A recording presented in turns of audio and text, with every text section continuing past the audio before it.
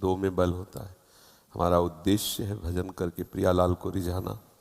तो हम लोग ऐसे थोड़ी ही उठते थे शुरुआत में कि भाई सर्दी का समय तो रजाई ओढ़ के भजन, नहीं। पहला काम घड़ी में हमारा राइट टाइम हुआ, सब हटा दिया, नीचे उतरे, वज्रासन में बैठे, जल पिया, शौच स्नान, अपनी दिनचर्या में दंड बैठक मारी, अपनी दिनचर्या में।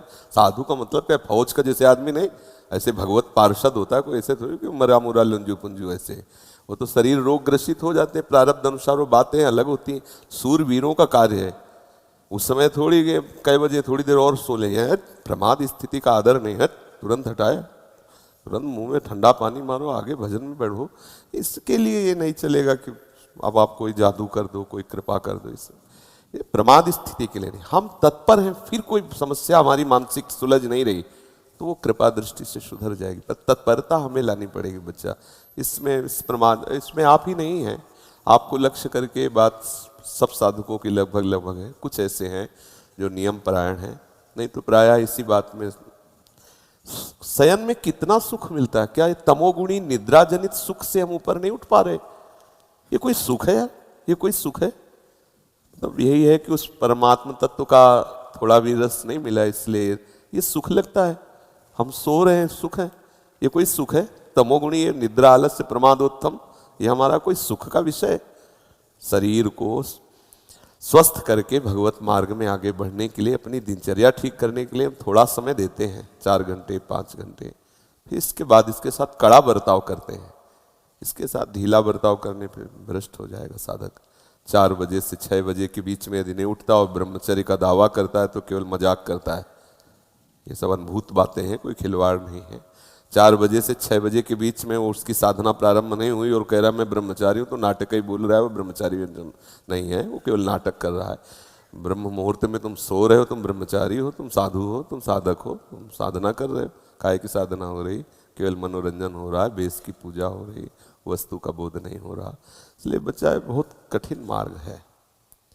और कुछ दिनों के बाद ऐसा अभ्यास हो जाता है जैसे शरीर रोग से ग्रसित हम बैठ नहीं सकते, लेकिन एकदम बिल्कुल फ्रेश हो गए इंद्रिया और मंत्राकार वृत्ति शुरू। अभ्यास में बहुत बड़ा दम होता है बच्चा, तो अभ्यास करो। और इस अवस्था में ये प्रश्न सवाल नहीं उठता है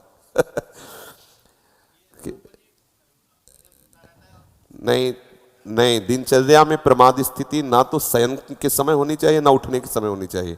अगर हमारा शयन का समय 11 बजे है तो सब बंद, मंत्राकार वृत्ति करते हुए सो गए, अपने समय से उठ गए। खिलवाड़ नहीं, बिल्कुल खिलवाड़। सर्दी गर्मी बरसात भूख प्यास काम क्रोध लोभ मोह मद मत्सर, ये सब ताल ठोके खड़े हमको परास्त करने के लिए, और हमें अकेले लड़ना है इनसे, सबसे विजय प्राप्त करके द्वंद्वातीत होना है। ऐसा थोड़ी। भीषण सर्दियों में जब मार्किन केवल लाल वस्त्र की पहनते हैं ना, लाल कपड़ा, तो ऐसा लगता मतलब सुन्न हो गई त्वचा। जब हमें ज्यादा परेशानी आ जाती है तो गंगा स्नान कर डुबकी मार, ऐसा कर। कुछ दिनों के बाद एकदम शरीर सब में आ गया। कई वर्ष ऐसे ही रहे, कोई स्वेटर नहीं, कोई गर्म साल नहीं, कोई कंबल नहीं, ऐसे ही भीषण सर्दी भीषण गर्मी भूख प्यास सब, तब भगवदाकार वृत्ति का। ये खिलवाड़ थोड़ी कि सर्दी है तो हीटर में बैठे हैं, नहाना है तो गीजर में नहा लिया, और गर्मी है तो एसी में बैठे हैं, रात्रि में 12-1-2 बजे तक मनोरंजन चालू है, फिर सो के उठे 8 बजे तक सुबह और बोले हम साधक हो, हम साधना। तो भाई होगी कोई साधना? हमारे परिचय में तो है नहीं ऐसी कोई साधना। दिनचर्या हमारी बिल्कुल ठीक होनी चाहिए। हम ऐसा प्रमाद न करें कि नींद नहीं आ रही तो हम मनोरंजन कर रहे हैं, या भाई चलो सत्संग ही सुन रहे, नहीं, बिल्कुल नहीं। लेट गए, विश्राम का समय है 11 से 3, बस हम आपको सैया में लेटे मिलेंगे, नींद आवे ना आवे उसके हम ठेकेदार नहीं। 3 बजे उठ के हम तुम्हें फिर रगड़ेंगे परमार्थ की वृत्ति पे। तुम्हें आना है तो आ जाना, नींद नहीं आना तो ये नहीं कि तुम हमें झपकी दो। ऐसा शुरुआत में सबको युद्ध करना पड़ता है। शुरुआत में जब बच्चे ही तो थे, जैसे कभी ऐसे नींद आने को तो हम चुटकी काटते थे, ऐसे ऐसे। कभी कभी जो है जल रखते थे, ठंडा जल ऐसे मुंह में मार लेते, कभी कोई कस के अपने, और एक जिद्दी स्वभाव, खड़े हो जाते, दीवाल का सहारा लेके एक पैर उठा लेते, दर्द होने दूसरे पैर उठा। गायत्री का अनुष्ठान जो होता है ना, शुरुआत में जब यज्ञोपवीत संस्कार होता है ना, तो गुरुजन गायत्री का अनुष्ठान तो बस नियम पूर्वक, तो फिर वस्तु का चमत्कार होता है। ढिलाई मत करो, कहते हो सुबह उठ पाएगी है